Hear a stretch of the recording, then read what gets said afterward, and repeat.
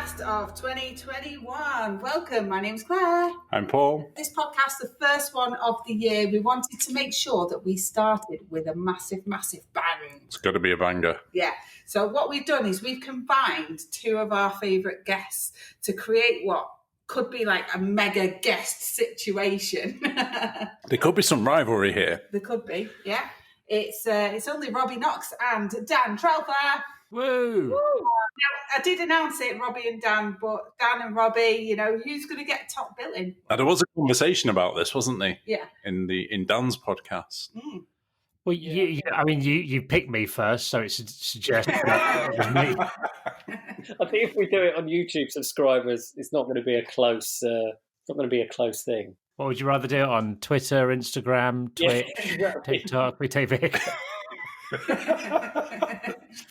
Ouch! So, but in Dan's podcast, he did mention that he is responsible for your career, Robbie. But Robbie, you are responsible for Dan's YouTube. So yeah, I mean, the career thing was probably better than the YouTube thing, in that it did get me like pretty much all my jobs ever in my career. So yeah, no, that is true. Yeah, so when we went to uni together, people don't know, and then I went to Canada for a year, and then when I came back, he was at a TV studio and got me a job there, and then he got me the job at Soccer AM as well. Well, told me there was a job at Soccer AM, and I applied for it. So yeah, A lot of truth in that. I never doubted you for a second, Dan. No, exactly. I think I saw someone, a young man with talent that needed to be nurtured, and I just set him off on his path towards glory eventually. And did the moustache exist then as well? No, there wasn't. Wait, how old were you when you first had a moustache, Robbie? it was about 2008, 2009, I'd have thought, around then. Yeah, so there was no. I had a beard from about 2004 onwards, and then went moustache. Yeah, and you had. 90s. You very much had the Gaza bleach blonde, very short hair, didn't you? For quite a while. About a year or so, yeah, a year or two, yeah. It wasn't really Gaza. It was more Sick Boy from Train Spotting was the inspiration there. So, yeah, it went well. It was decent. Good hair. Stand by it. We'll have to get some pictures of that somewhere. Yeah, I'm sure I've got some somewhere. I'll find some. I'll find some over. So you guys have genuinely kind of grown up together. We did. The weird thing is, we grew up actually not that far away from each other as well. We both grew up in Kent, so we easily could have been. Our paths could have crossed when we were younger without us knowing. And speaking of weddings, so Robbie, when you were on our show, you talked about going to this crazy Romanian wedding. Yeah, I can't believe we missed this. We didn't know it was yours, Dan. Yeah, it was. Yeah, I remember listening back to the show and Robbie going, "Was it my friend Dan's wedding?" And then it was after we'd done the podcast. And Dan goes, that was Dan. it was a good wedding. Really good wedding. Yeah, it was great. It was really good. Great memories. Robbie's was amazing as well. I think he told you the story about his friend who he convinced it was a fancy dress wedding. No. Tell us more. So this is my friend Gavin. We were best friends growing up throughout sort of primary school and onwards. And then when we were about 18, he moved to Northern Ireland. So I didn't see him as much, but kept in touch. And if he came over occasionally, we'd meet up. And he's the kind of bloke who would do nasty things to you if he got the opportunity for funny things. So you feel completely fine with this story. When I got engaged, I said to him, I told him I got engaged on text message. He went, "Oh, I'll definitely come over for the wedding. Are you doing?" And he said, "Are you doing anything fancy for it? Anything special for it?" And as a joke, I went, "Yes, fancy dress." And he went, "Oh, brilliant! I'm coming as Chewbacca." And I was like, "No, of course it's not a fancy dress. There's no such thing as a fancy dress wedding. It's not a thing that happens." So what I did in the end was I sent out invites to everyone and a separate one that I had printed for him. So his one said fancy dress. Everyone else's said, "By the way, if you know Gavin Phillips, tell him I've told him it's fancy dress. He's going to come as Chewbacca. So just don't let him know." But eventually it worked out perfectly because he wasn't staying at the hotel where the wedding was because his brother lived about 20 minutes away. So he was going to stay with his brother, which meant he wouldn't have had anything to change into. It was really perfect. And then he just sort of turned up. He didn't seem to notice at first that no one else was wearing fancy dress. I don't know because I had my kilt on, but then he sort of went, what? And he ended up phoning up his mum, his messaging his mum, his dad, and his brother, saying, "Oh, Robbie stitched me up." And his brother said, "Of course he has. I told you that in the car that there was no way there's no such thing as a practice wedding." His mum said, "That's terrible. You should leave." And his dad said, "Stop moaning and get drunk." And he took option C. Did he stay the whole time? Yeah, because it's brilliant, isn't it? When you think about it, after that first minute where everyone's laughing at you, it's incredible. Everyone at the wedding wants to talk to you. Everyone's coaching, "Oh, that's amazing," and all this sort of stuff. I was at the bar at one point, and the guy who worked behind the bar said to him, and he was wearing. In the end, he didn't come as Chewbacca. He came as a pimp, like in a green, one of those green comedy pimp suits. And the guy working behind the bar said to him, "Is that traditional Irish dress for a wedding?" No. So yeah, that was good. So yeah, good weddings. Yeah. How did your wife feel about that? Because I'd feel a little bit upstaged, I think, if it was my wedding. Yeah, it's such a best story, though. Yeah, she enjoyed it. I mean, we're not really into traditional sort of weddings, obviously, as it comes as a pimp. But we particularly as they walk down the aisle to the Star Wars theme tune. It was Darth Vader's music. And our first dance was a song called "Community Property" by a band called Steel Panther that you might know. Yes. So yeah, it was generally it was a fun day out. Yeah. That sounds like the most Robbie Knox wedding I could ever imagine. It was quite. It fit in with our personalities and lack of beliefs. Bit of Steel Panther as well. Yeah. I like that. There was the incident, wasn't there, Dan? An incident where you were nearly killed on a horse and cart. Yeah, that's right. Yeah. Tell us about that. I was in, These are the notes I had from the podcast from the podcast that I sent.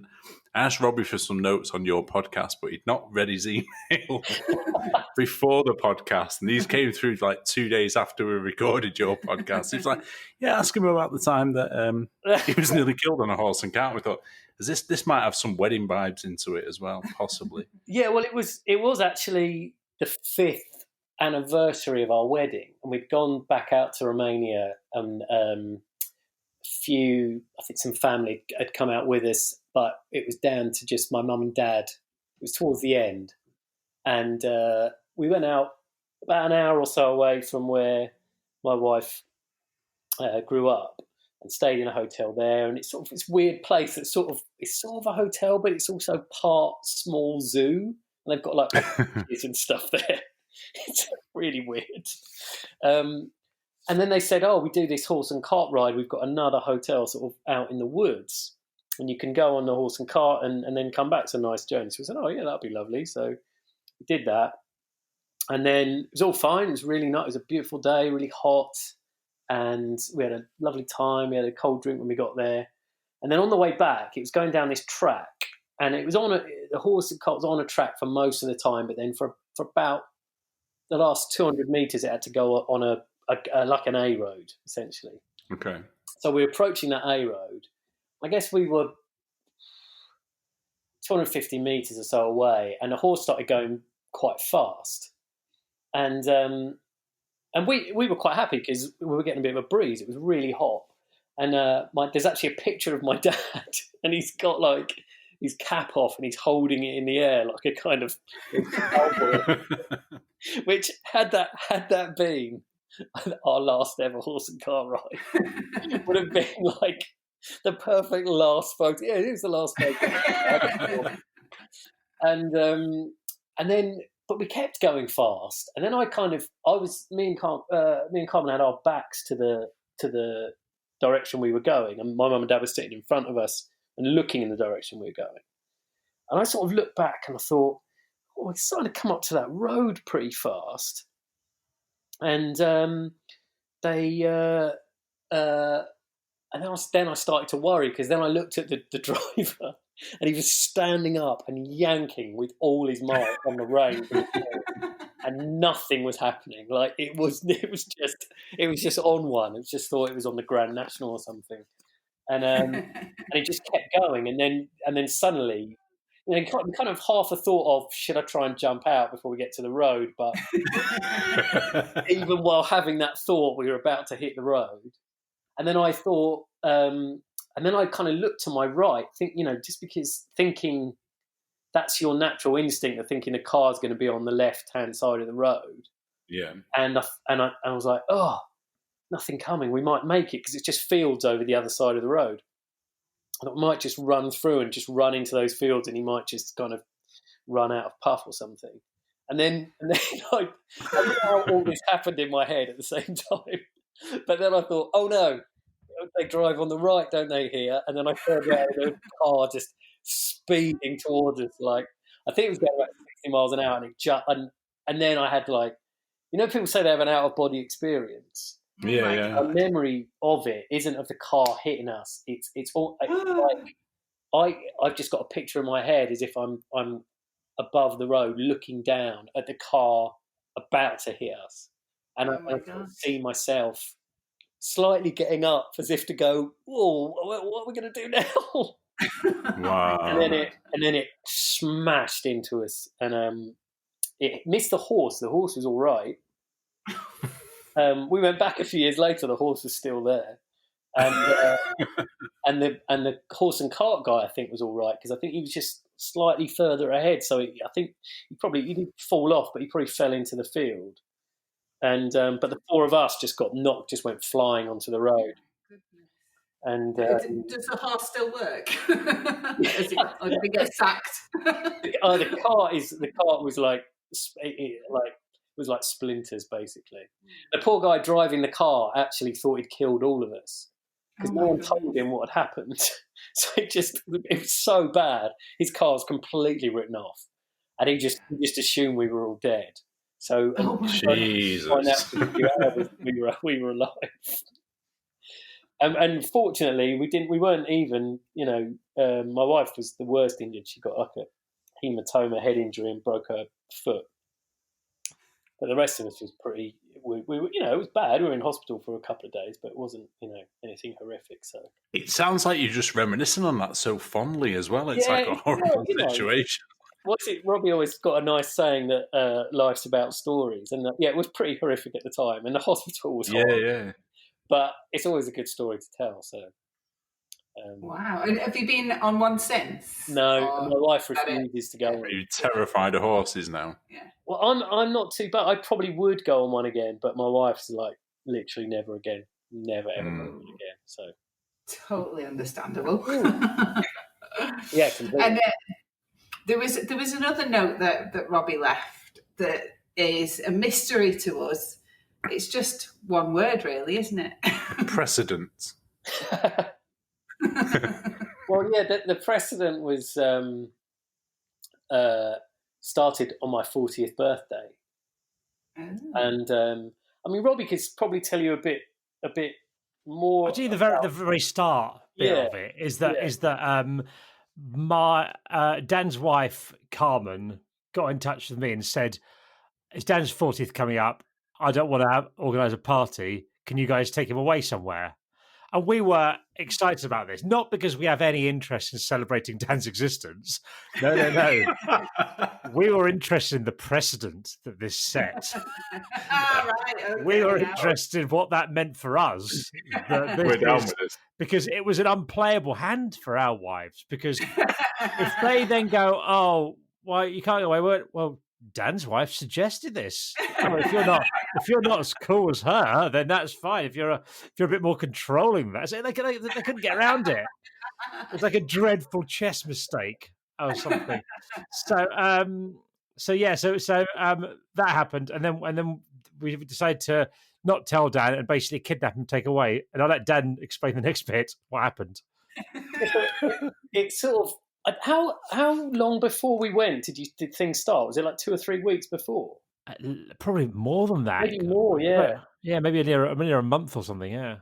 The first thing I got was like an email of and it was like a kind of a riddle of an email, which said something about a train, but that was it. It didn't really make any sense, and it was from a strange account, which I didn't know.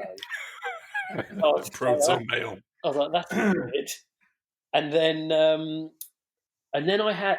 other things happened. Like one day, I got a card put through the letterbox saying something like, "You need to go and pick up your birthday fish at the market." And so, because I go to the market where I live in Herne Hill every Sunday, and so I went down there, and I was like, so, I mean, is this like a real fish or what? And I thought, is it?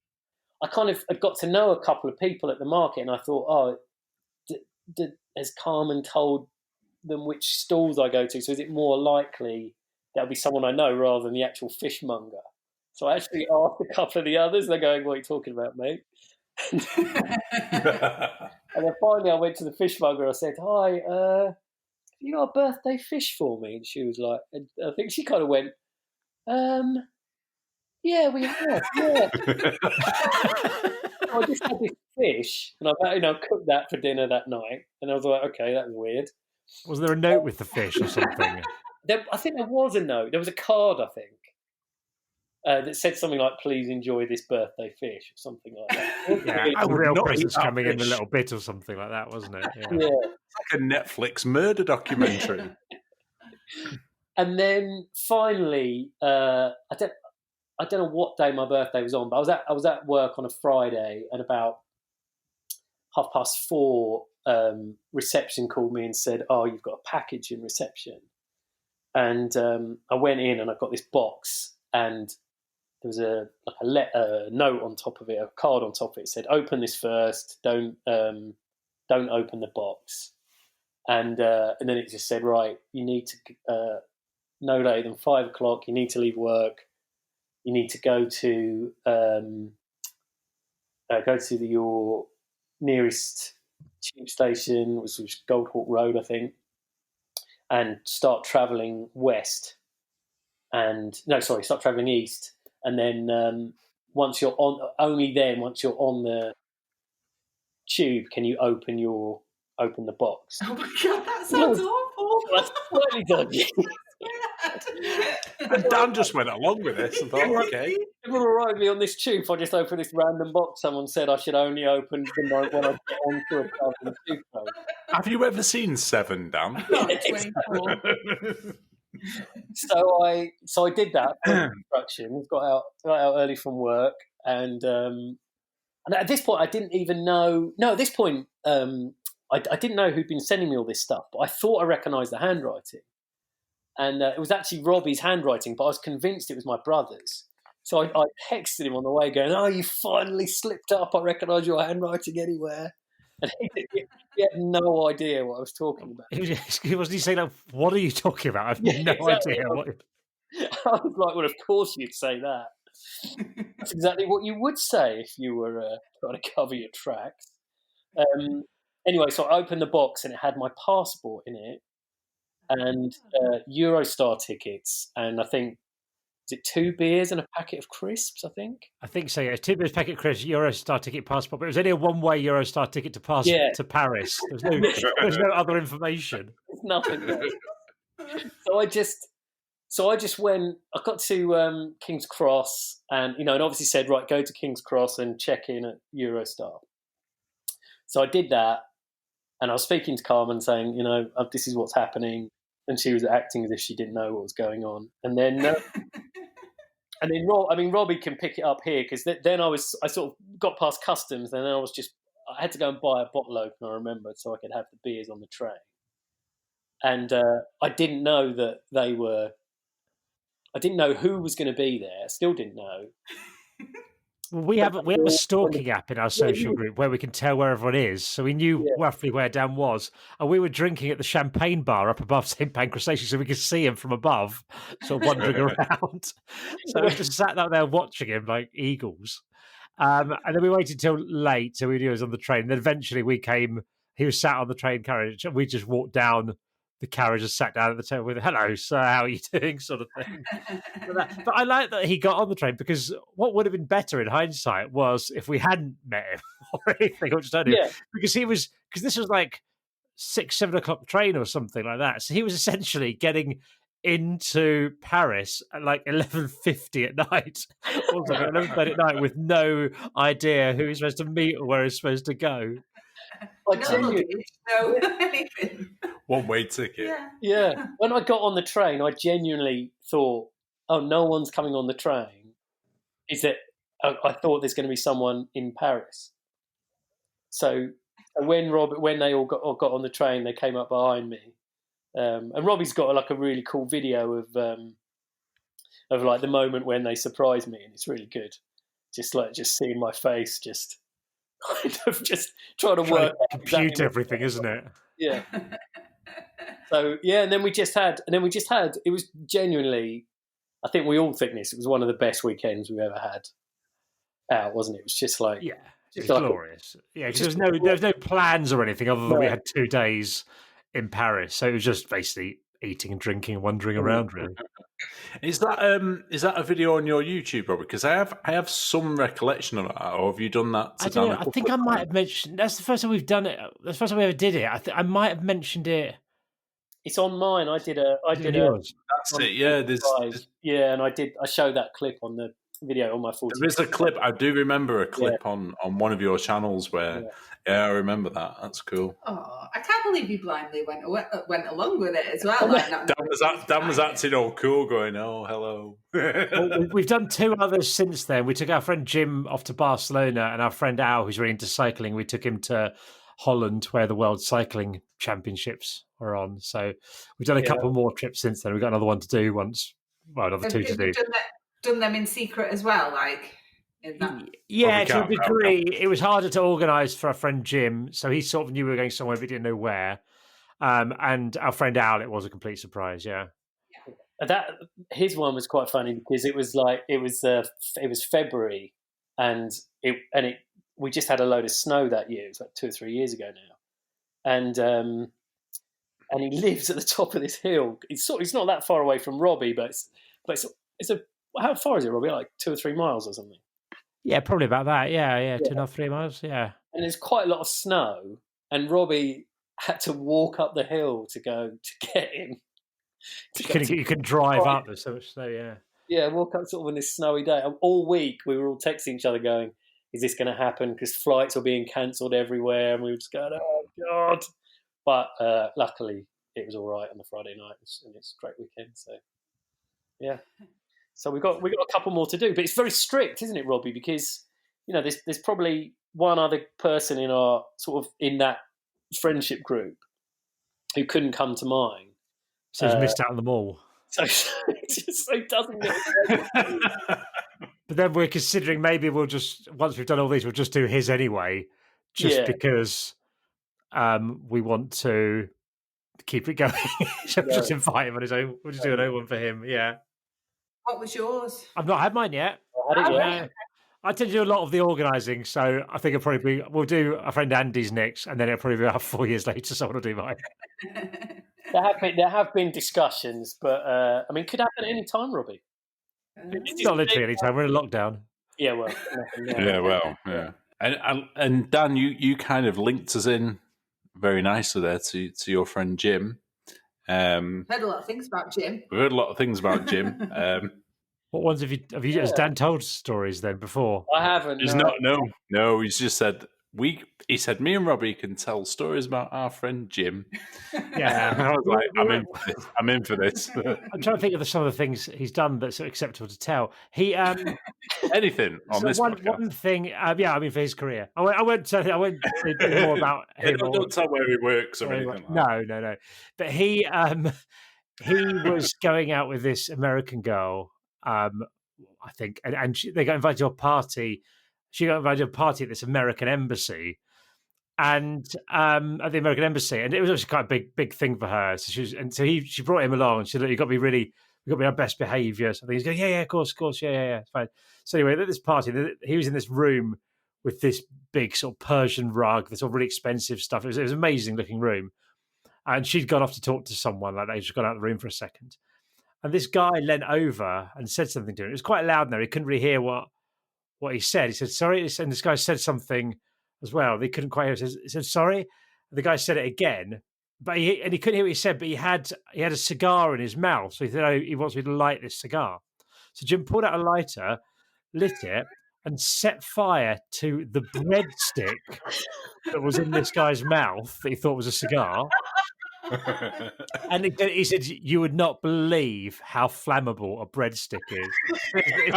He said, you think it would, he goes, this just went up like flames to the ceiling. So this guy throws this out onto the floor and stamps it out on this Persian rug at the same point as Jim's girlfriend comes around the corner. He's looking at it.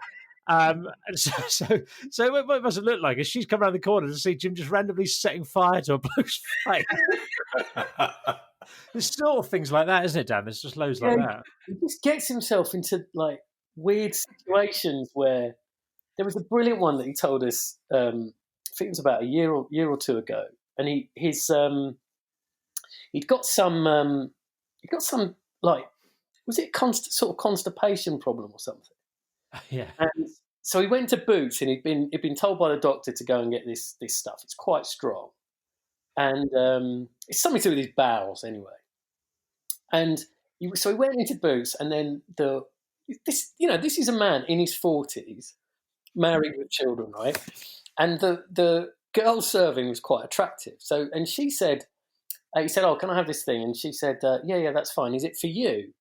And then at that point, he sort of thought, "Oh, I don't really want this really attractive girl who's going to have no interest in me and who I wouldn't do anything with anyway. But I don't want her to know that I've got this slightly embarrassing bowel issue." So he said no. And then she went, "Oh, who's it for then?" He thought, "Oh, I don't want to tell her that I'm married." So he went, "Oh, it's for my daughter." And they went, "For your daughter?" And he was like, "Yeah. So, well, how old is she?" And then she went, "Oh, she's like 6. And then, so he was just digging himself deeper and deeper into this hole. And so she was like, "So these got prescribed for your daughter because they're really strong. I'm not sure they're for." He was like, "No, fine. She's had them before because he'd used it before, I think." How long has she been constipated for? You're giving her multiple doses of this. What's wrong with that? They had to get the pharmacist over and start. Doesn't know what to do at this point. I don't know how he got out of it. I think he try and just sort of said, "Oh, look, I'll come back later and sort it out. Don't worry," or something.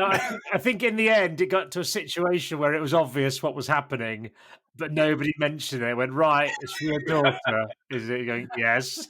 And it just got this really sad, unpleasant moment to eventually go, "Here you go." It's just sort of these bad moments that he has of sort of planning and stuff, where he just sort of thinks, "Oh, I'll do this, it'll be harmless," but then results in something like ridiculous happening. Like, this is a tiny one, but this sums him up so beautifully.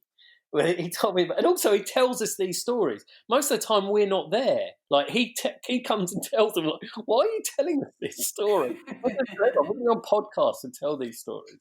He goes, he said he used to go to the gym and he was on a treadmill, and again this involves attractive women. I think this was before he was married though. And he's on a treadmill and some attractive girls come in, and you have those mirrors so you can sort of see people behind you. So he saw these attractive women come in, and around the same time he realised that although he was running, he'd left his house keys in his pocket, in his shorts pocket. So they were sort of jingling as he was running, and he was thinking, "Oh, that's a bit annoying." So he thought, "I don't want to chuck them on the floor because what if they sort of bounce and go into a bit of the machinery of another, this machine or another machine." So I thought, I don't want to do that. And he didn't want to stop because he was like, kind of pounding along, and he thought the girls might be impressed. So like, insane thing where he thought, "I know what I'll do. I'll slowly continue running, but bend down like while I'm running on a treadmill." That's actually impossible to keep running while you're bending your leg, while you're like bending down in a squatting position. So he just flew off the back of the treadmill. He just looked up in the mirror and just saw these women just laughing at him. He's just. It's the stupid things that he does. Like I remember he was going out with this girl and he wouldn't be honest. He wouldn't say what he liked or what he didn't like, stuff like that. And she was like far too good for him, essentially. But he said, she said to him, she said, "Oh, there's this really good there's an African film festival going on. Do you like African cinema?" And he went, "Oh yeah, love it." And he told me this, and I was going, "Do you love African cinema?" And he goes, "Not really." I said, "Have you seen any African cinema?" He goes, "I've seen Zulu and the Lion King."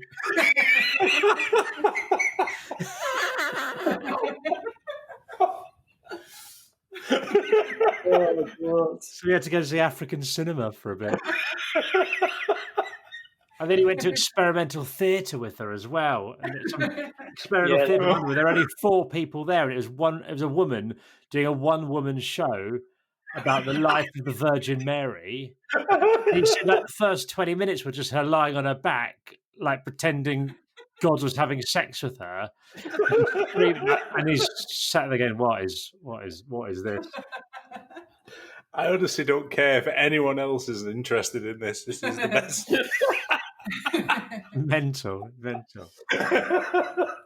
think you guys need to convince Jim to start his own YouTube channel. Yeah. Can't see it happening. What, the kid with the beer ransom? Yes, that was your wedding day, wasn't it? It was weird, wasn't it? Your wedding, because you didn't really seem to know any more than us about what was going on. No, I didn't. I think I didn't really know. I was just, and Carmen really did. I don't think she really told me. She might have told me 1 or 2 things, but a lot of stuff she'd just sort of say to me as it was happening. We're going to have to do this now, or this is going to happen now. And so she was. It's at some weddings in Romania, the bride gets stolen and will get taken away for quite a long time, like 3 or 4 hours. And but my wife can be quite forceful, and she made it clear to friends and family that she wasn't going to be put up with being taken away from her wedding for a long time and to a different venue. So she was just taken to the lobby of the hotel for 20 minutes, and then you basically have to negotiate with whoever kidnapped them to get her back. So there was this little kid came. I think his dad must have done the kidnapping, and he came to do the negotiating. Yeah, and was demanding keys to the Lexus that someone had and things like that. But in the end, we managed to buy him off with a crate of beer. I think Carmen was quite disappointed with how cheaply we got her. Actually, I was going to say it was a bit of an insult. But I really didn't have any idea what was going on. I was basically standing there while they negotiated. I get really. My wife's just been kidnapped. What? Yeah, it was. There was all sorts going on there. I think there was. It's strange because that's normal, like in that culture, and then there must be something weird that's weird that we do. When people come to our weddings and things like that, maybe. I was just going to say they don't do speeches. There's no speeches or anything. So that's sort of seen as slightly odd. Like a dirty best man speech. Yeah, exactly. Yeah, that seems quite strange. But other than that, I don't know. We don't necessarily have many, do we, that are particularly weird? I mean, I suppose to them, the weird thing is that we all we're all quite reserved, and no one gets up and starts dancing until we've had several drinks. Whereas there, drink is not needed to dance. It's like everyone just. It's just a thing, yeah. So. I mean, we used to film weddings a long time ago, didn't we? And it was probably the worst job. Yeah, I can imagine. I ever had. It was so boring and dull. It was honestly like the only memory I have of that time. And I know we did loads, but we'd been to see. We got some tickets for Wu-Tang Clan one night. And we were doing a wedding in the morning. We're like, we could go out and have a couple. Oh my God, it was the worst day ever, wasn't it? It was kind of like. Can I tell him what you did? Go on. Yeah. He forgot to press record. Oh no! But I'm stood in this. I'm stood in this wedding. It was only for some of it. It wasn't like the whole thing. But luckily, I was recording. I was there was nothing to edit. Loads of things happened that were really bad that day. It was kind of like you got your car window smashed in, didn't you? And someone stole your phone. Yeah. We were really hungover because we were up to about 3 a.m. Yeah, so it was not a good day. I'm in this suit in this church, and I was just sweating buckets. Oh, forgot to press record through some of it, and I think that was the day we quit weddings. I think that was it was the day we quit weddings. Paul and I have been together 18 years. About that. And we're still not married, and I think that's probably why. We just don't do weddings. I think that's exactly why. Whereas your wedding sounded quite fun, Dan. And Robbie. Yeah, but Robbie. I mean, Robbie's was amazing. It had all kinds of nonsense going on. Like a couple of his friends. What was this? They sang a fantastic song for the. Oh yeah, have you seen a film Old School where they do where there's the band singing "Total Eclipse of the Heart" but with swearing in it? They basically did that. So my friend Kelly and my friend Mike they sung this song and to the. I can't remember how it goes now. Turn around, bright eyes, and all that stuff. Every now and then I fall apart. Around bright eyes. Every now and then I fall apart. I fucking need you now tonight. Just swearing during the ceremony, which is quite funny at first. But then they did like a full 5-minute song. It was just, it really went on. The two readings we had were the Umbungo advert from and the theme tune from The Littlest Hobo, if you remember that. Wicked, amazing. And they walked back down the aisle to Snooker Loopy, didn't you?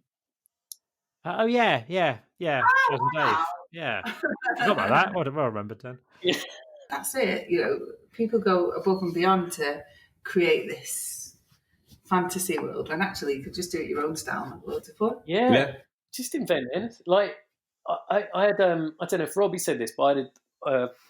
My friend from Denmark came to the wedding as well, and they have a tradition where the groom gets grabbed. This was the one thing that happened to me over the course of the day. So they grab the groom and lift him up, take his shoes off, and then cut the ends of his socks off. Yes. Yeah, you did mention that. Yeah, you've got this in a picture, haven't you? Yeah. In the picture frame. Yeah. Still got the ends of the socks. Yeah, and that's supposed to mean that you can't ever get married again or something like that. I don't know, but. Do you want to just give us a little bit of an overview of your channels, where we can see you, where we can hear you, and what sort of content you make? Start with you, Dan. So mine is just it's just Dan Trelfer, and then my channel, and I don't. Yeah, I think I said to you before. I haven't settled on a niche really. I think when I started, Robbie said. I said, I don't know what I'm going to do. What would I do? What would I do videos on? He was just like, just do it on anything. Doesn't matter. Just do whatever you want. So that's sort of what I've been doing. So it's I don't know about you, Robbie, but it's. I know you're not doing as many videos as you used to, but it's really hard during Corona when you're just in the house and you're not going in, you're not doing anything, and nothing's changing. Well, if you're homeschooling as well, you don't have any. Yeah. Just to think stuff is quite hard. I mean, I'll be honest. Like when I'm sort of working in the day, and I get a notification to say like Dan's dropped a new video. It's the first thing I do when I finish work. And so like I watched the cartoon one yesterday, and that was that brought a decent smile to my face on just revisiting some of them old cartoons. I was like, man, I've forgotten about some of them. So digging in the crates of just memories is kind of cool. Because you could extend that to a whole different level of things. Not that you're objectifying women in any way, shape, or form. And I believe that the men are coming next week, apparently. Yeah, I'm doing the men next week. I think the men will be. I'm hoping will be slightly funnier because you got to cut loose a bit. Because when I first thought of that idea, so it's like my top 10 childhood cartoon crushes.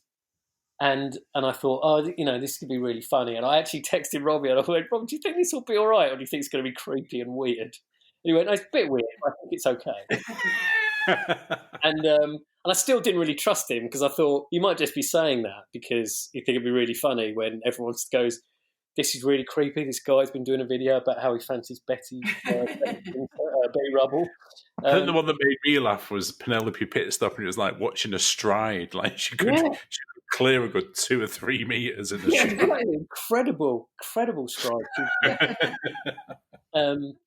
But I think the men. I can cut loose a bit with the men. I've been writing that. And I think that will be slightly better. But that's really good fun. I think. There's a couple of people put comments underneath going, I thought this was a bit weird, and then I looked at Firestar and thought, oh yeah, you might be right there. See, I'd completely forgotten about Firestar until you mentioned it. And I had, yeah. There you go. It must have been some deep research that went in there.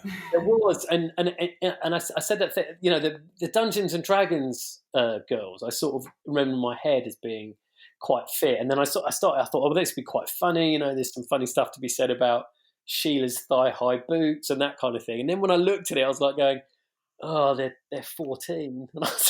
And even though it's a childhood crush, I can't really start saying, oh yeah, do you remember Sheila's thigh-high boots? They were amazing. I just remember the creepy dungeon master. That's all I remember from that show. He was super creepy. Yeah. So I'm doing. So that's what I'm doing at the moment. That's my idea for next week. Is I'm doing the sexiest cartoon dudes from my childhood.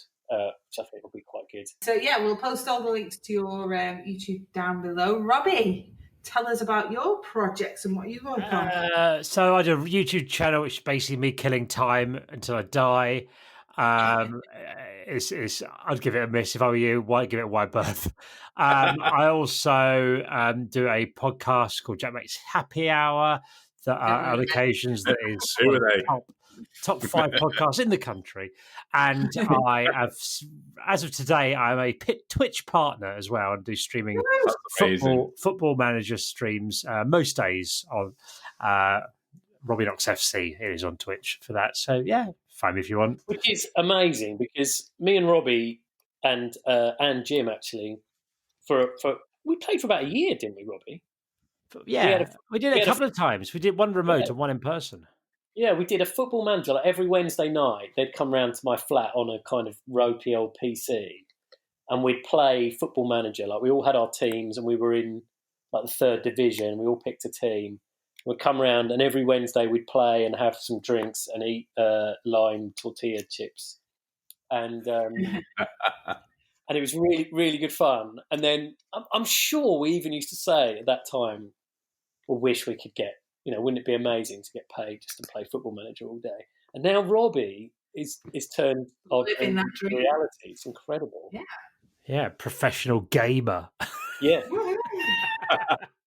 Does Arlo understand that you're a professional gamer? Arlo wanders in occasionally on the stream and he'll just come and sit in my lap and talk a bit. Otto's will wander in and he just wandered in when I went to the toilet, didn't he, the other day, Dan, when you were doing the stream with me? Yeah, I was on the other night with Robbie, and Robbie had gone to the loo or something, and he was like, "Right, you're in charge, Dan." And every time he put me in charge, it sort of the thing threatened to crash for some reason. But while I was chatting away, suddenly Otto just walked in. He's obviously getting ready for bed. He was just topless, just walked in, kind of stared at the screen, stared at the camera for a bit, and then wandered out again. Amazing moment. So yeah, they're aware of it. I think they like the idea of being able to play computer games for money, so I think they're interested in that. Yeah, definitely. The first time that you came on our podcast, Robbie, you were just starting this, so it was like your first step into it, and you were starting at the absolute bottom of the leagues. Yes. And so how's your team doing now? Well, I've moved clubs since. Started off as Brecon, went to Dunfermline, now I'm at Aberdeen in Scotland, and we came 3rd in the league last year, and this year we're hoping to better that, hoping to come top 2. So we'll see how we go. Are you hoping to move on to like other games, or are you going to stick to like a football manager type thing? No Rocket Leagues, or I will do other games at some point. For now, I'm going to stick with Football Manager, but to play other games, I'd really need to get a proper gaming PC or something to do it on, because it's a bit taxing on the computer doing the streaming side and the game side. But yeah, I was thinking. I haven't told him. Leo's desperate. My son Leo's desperate to be a YouTube gamer. He's obsessed with Ethan Gamer, and but I actually think it might be quite entertaining watching me, because we play some games together, like Super Mario Odyssey and Sackboy, new Sackboy game and things. But basically now he's got good at it, I just get 2 hours of abuse of him shouting at me on a new. Even that's a great concept. I know it is. I was thinking it's actually might be quite a good idea of just having him like really kind of getting annoyed with me, messing with me upwards, so I'm not being as good as him at the games.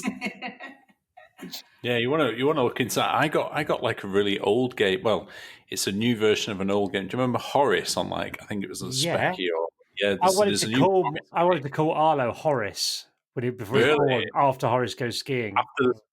Awesome. Well, there's a new Horace game. I've got it on the Switch. I presume it's on other platforms. Well addictive. No podcast would be complete without a fame story from Robbie that we may have heard before, but we may have not. So I was saying, well, we ended the last podcast on you telling us your story about nearly having your testicles removed. Oh yeah.